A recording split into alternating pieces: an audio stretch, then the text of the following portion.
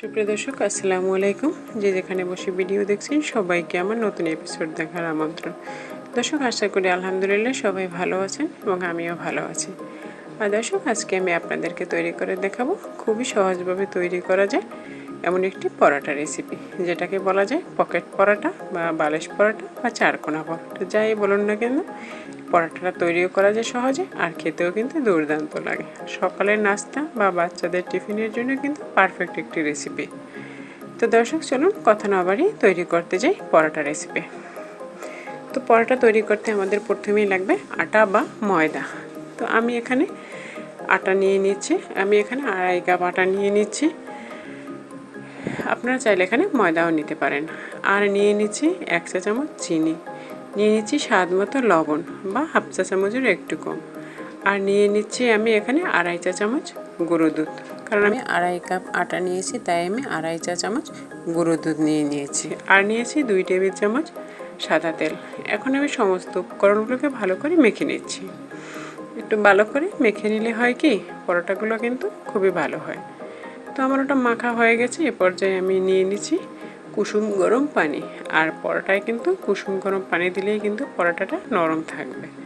তো আমি ধাপে ধাপে সম্পূর্ণ পানিগুলো নিয়েই কিন্তু ভালো করে আটাটাকে মেখে নিলাম। আর দেখুন এরকম নরম করে আমি আটাটাকে মেখেছি। আর এখন এই আটাটাকে আমি একটু উপর থেকে তেল মেখে নেব। আমি চারদিক ঘুরিয়ে একটু সাদা তেল মেখে এটাকে 10 মিনিট রেস্টে রেখে দেব। কারণ আটাটা যখনই রেস্টে থাকবে তখনই আপনাদের পরোটাটা কিন্তু পারফেক্টলি হবে। ফিরে আসবো আমি 10 মিনিট পরে। তো আমি চলে এলাম 10 মিনিট পরে। আর দেখি এখন আটার কী অবস্থা। তো দেখুন আটাগুলো কিন্তু 10 মিনিট পরে আরও অনেকটা ফুলে গেছে ও সফট হয়েছে। তো এখন আমি এ পর্যায়ে আরও একটু মথে নেব আটাটাকে। তো ডোটা কিন্তু আমার মাখা সম্পূর্ণরূপে হয়ে গেছে। আর এখন আমি এই ডো থেকে লেচি কেটে নেব। আপনারা আপনাদের পছন্দ মতো লেচি কাটবেন। তো আমি একটু মিডিয়াম সাইজের লেচি কেটে নিচ্ছি, রুটি থেকে একটু বড়। তো আমার 2.5 কাপ আটায় আমার 7টা পরোটার লেচি হয়েছে। আর আমি সবগুলো লেচিকে হাত দিয়ে গোল করে নিয়ে নিয়েছি। তো এখন আমি এগুলোকে একটু ঢেকে রাখবো এক সাইডে। আর এখন একটা একটা লেচি নিয়ে আমি প্রথমে রুটির মতো করে বেলে নেব। তো সেই জন্য প্রথমে একটু আটা ছড়িয়ে নিলাম। আর এখন আমি একটা লেচি নিয়ে বেলে নেব। তো প্রথমে আমি গোল করে এটাকে বেলে নিচ্ছি, দেখতে পাচ্ছেন। আর এটি করা কিন্তু খুবই সহজ, এটি করতে কিন্তু কোনো সমস্যাই হয় না, যে কেউ আমরা কিন্তু অনায়াসেই তৈরি করতে পারি। তো আমার দেখুন এরকম মোটা রেখে আমি রুটিটা বেলে নিলাম। এখন আমি এই পর্যায়ে এটার উপরে সাদা তেল ব্রাশ করে নেব। এখানে আপনারা চাইলে কিন্তু বাটার গলিয়েও নিতে পারেন বা ঘিও অ্যাড করতে পারেন। তো আমার এখন এটা তেল ব্রাশ করা হয়ে গেছে। এখন আমি এই পর্যায়ে এটার উপরে কিছু শুকনো আটা ছড়িয়ে নিচ্ছি।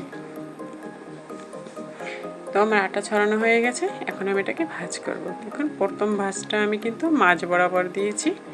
এর উপর থেকে ওপাশের ভাজটা এনে কিন্তু একেবারে পুরোটাই ঢেকে দিলাম। এখন আবার এক পাশ থেকে মাঝ বরাবর ভাজ করলাম, আর এই পাশ থেকে সম্পূর্ণটা ভাজ করে নিলাম। তো চারকোনা করে আমি এটাকে ভাজ করে নিয়েছি। এখন হাতের তালুর সাহায্যে এটাকে একটু চ্যাপ্টা করে নেব। এখন আমি এটাকে চারকোনা করে কিন্তু বেলে নেব। যেহেতু আমি তৈরি করব চারকোনা পরোটা, তো সেহেতু এটাকে কিন্তু চারকোনা করে বেলতে হবে আপনাদের। তো দেখুন আমার এটা কিন্তু বেলা হয়ে গেছে। আমি একেবারে পাতলাও করিনি, একেবারে মোটাও করিনি, যে যেরকম খেতে পছন্দ করেন। অনেকে মোটা পরোটা পছন্দ করেন, অনেকে পাতলা পছন্দ করেন। তো আমি মিডিয়াম সাইজে রেখে দিয়েছি। তো আমার এটা বেলা হয়ে গেছে। একইভাবে আমি সবগুলো পরোটাকেই কিন্তু একে একে বেলে নেব। তো দর্শক আমার পরোটাগুলো কিন্তু সবই বেলা হয়ে গেছে। এখন আমি চলে এসেছি ভাজতে। আর ভাজার জন্য আমি আগেই একটি প্যান চুলায় বসিয়ে দিয়েছি। প্যানটা গরম হয়েছে কিনা দেখে নিলাম। প্যানটা গরম হওয়াতে আমি একটি পরোটা চুলার উপরে দিয়ে দিলাম। আর এই অবস্থায় চুলার আঁচ মিডিয়াম আঁচে রাখবেন প্রথম পর্যায়ে। তো দেখুন এক পাশ যখন একটু হালকা বাবুল বাবুল উঠতে শুরু করেছে, সে পর্যায়ে আমি কিন্তু পরোটাটাকে উল্টিয়ে নিচ্ছি। আর এই দেখুন এটা কিন্তু তেল ছাড়াই বালিশের মতোই ফুলে উঠেছে।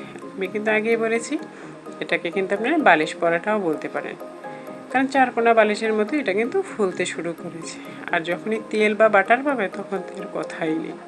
তো আমি এখানে সামান্য সাদা তেল দিয়ে এটাকে এপিট উপিট করে পছন্দ মতো কালার করে ভেজে নেব।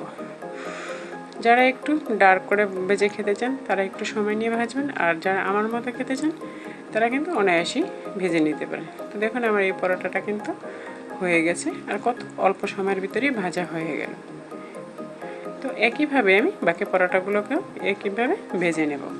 ওই পরোটাটার চেয়ে কিন্তু এই পরোটাটা একটু বড় হয়েছে দেখতে পাচ্ছেন, কারণ এটা একটু আমি পাতলা করেছি। তো দর্শক আমার সবগুলো পরোটা ভাজা হয়ে গেছে, মাশাআল্লাহ দেখতে পাচ্ছেন প্রত্যেকটা পরোটাই কতটা সুন্দর হয়েছে।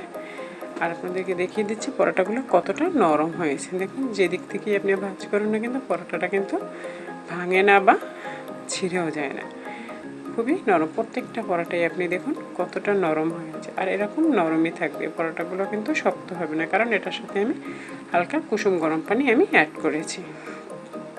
আর দেখুন একটু ছিঁড়ে দেখিয়ে দিচ্ছি ভিতরটাও কত সুন্দর লেয়ার হয়েছে। তো এই পরোটাগুলো কিন্তু আপনারা ডাল, ভাজি কিংবা মাংসের সাথে খেতে পারেন। তো আজকে আমি গরুর মাংস করেছি, আজকে আমরা গরুর মাংস দিয়েই খাবো।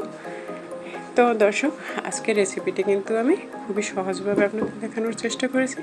আশা করি রেসিপিটি আপনাদের ভালো লেগেছে। ভালো লাগলে প্লিজ লাইক, কমেন্ট ও শেয়ার করবেন। আর এরকম সহজ ও মজার রেসিপি পেতে এবং আমাকে একটু এগিয়ে নিয়ে যাওয়ার জন্য আমার চ্যানেলটিকে প্লিজ সাবস্ক্রাইব করবেন।